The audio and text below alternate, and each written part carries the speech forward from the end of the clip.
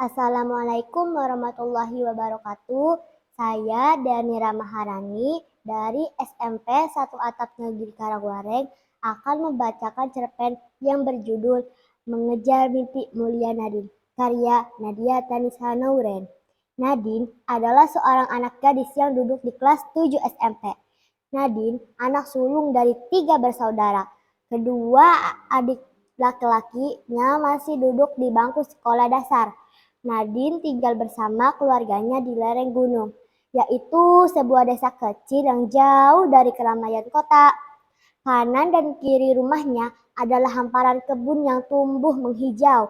Kemudian ada sebuah aliran sungai kecil yang airnya sangat jernih dan dingin. Kehidupan keluarga Nadine sederhana. Mereka makan memanfaatkan hasil berkebun seperti sayur mayur dan buah-buahan. Bapaknya seorang sopir bus antar kota, sedangkan ibunya bekerja di kebun tetangga. Penghasilan orang tuanya sangat minim untuk mencukupi kebutuhan hidup sehari-hari dan biaya sekolah. Masyarakat di tempat mereka tinggal jarang yang melanjutkan sekolah, apalagi untuk anak perempuan. Biasanya setelah lulus SD atau SMP, mereka membantu di kebun. Hari ini, tanggal 21 April bertepatan dengan peringatan Hari Kartini. Di sore hari yang sangat cerah dan udara yang sejuk, Nadine duduk termenung di belakang rumahnya. Di atas bangku panjang yang terbuat dari bambu, Nadine terdiam. Tatapan matanya sangat jauh tertuju ke arah hilir sungai dengan gemercik air. Di atas pangkuannya terdapat sebuah buku yang berjudul Sisi Lain Kartini. Buku itu pembelian dari paman Nadine tahun lalu pada saat Nadine mendapat nilai tertinggi di kelasnya. Nadine anak yang cerdas, hampir setiap tahun ia mendapat juara kelas. Nadine terinspirasi dengan perjuangan Kartini yang memberikan kebebasan untuk kaum perempuan agar mempunyai hak yang sama dengan laki-laki.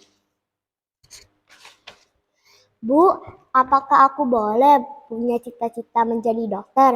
Nadine balik bertanya pada ibunya. Ya boleh dong sayang, makanya ibu dan bapak berjuang keras supaya kamu dan adik-adik bisa sekolah dan mencapai cita-cita kalian. Ibunya memberi semangat.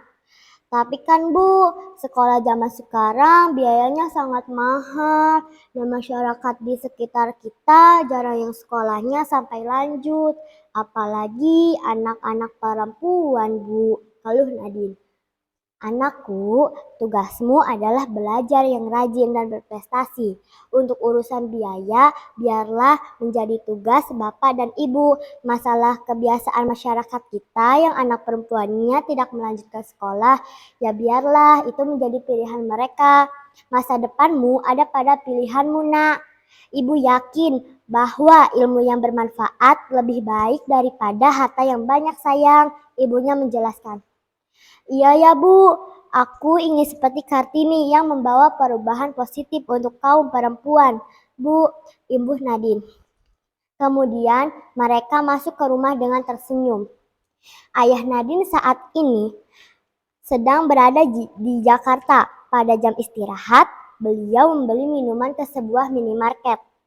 Setelah membayar di kasir, beliau keluar dan tiba-tiba melihat seorang ibu yang berteriak meminta tolong. Ternyata ibu tersebut dijamret saat turun dari mobilnya. Datang seorang laki-laki memakai topi yang merebut paksa tas ibu tersebut. Ayah Nadine yang melihat lelaki tersebut lari. Dia langsung mengejar lelaki tersebut dan berusaha untuk merebut tas milik ibu tadi. Ayah Nadine berhasil mengambil tas tersebut, sedangkan lelaki bertopi lari entah kemana. Tas tersebut diberikan kepada pemiliknya. Ibu tersebut mengajak ayah Nadine duduk di kursi yang ada di depan minimarket. Dia berterima kasih pada ayah Nadine, lalu memberikan beberapa lembar uang pada ayah Nadine. Tetapi ayah Nadine menolaknya. Siapa nama bapak? Tanya ibu itu. Saya Randy Bu, jawab ayah Nadine. Oh, Pak Randy, perkenalkan, nama saya Olivia Maharani. Bapak tinggal di Jakarta. Bu Olivia bertanya. Rumah saya di kampung, Bu. Saya hanya bekerja di Jakarta ini sebagai sopir bus, jawab ayah Nadine.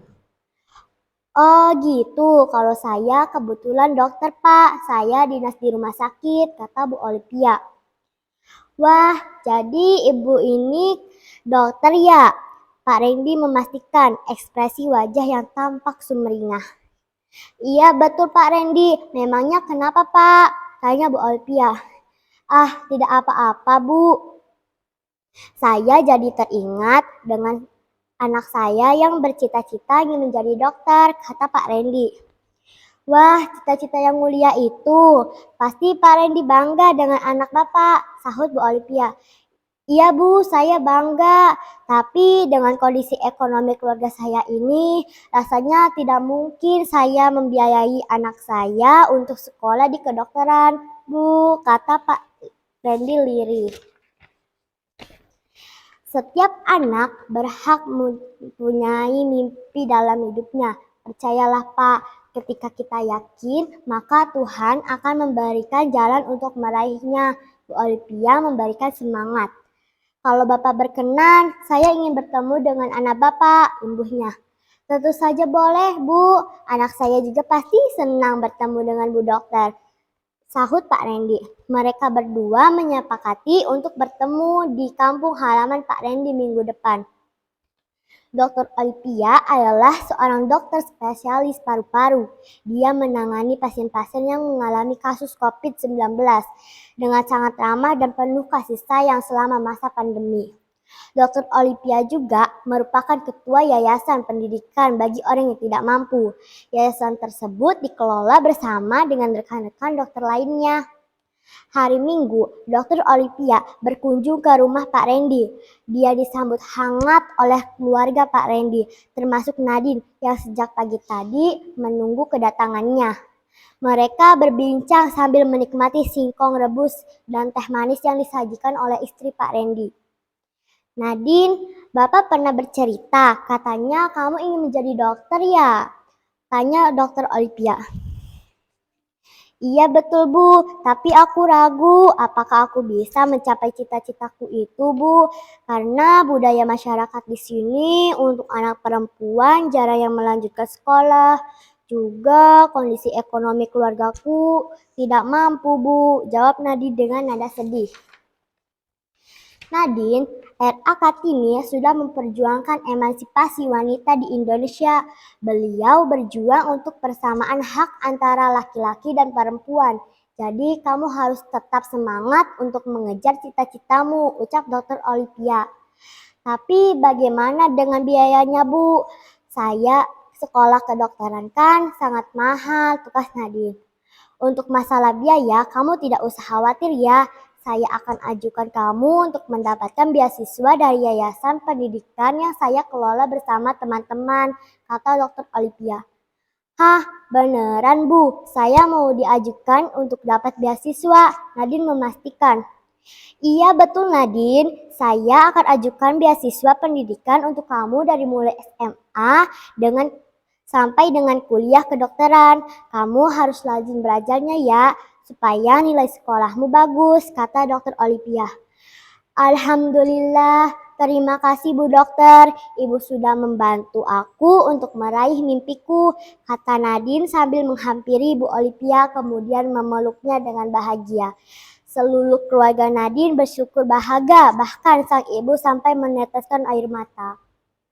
Sekian dari saya. Wassalamualaikum warahmatullahi wabarakatuh.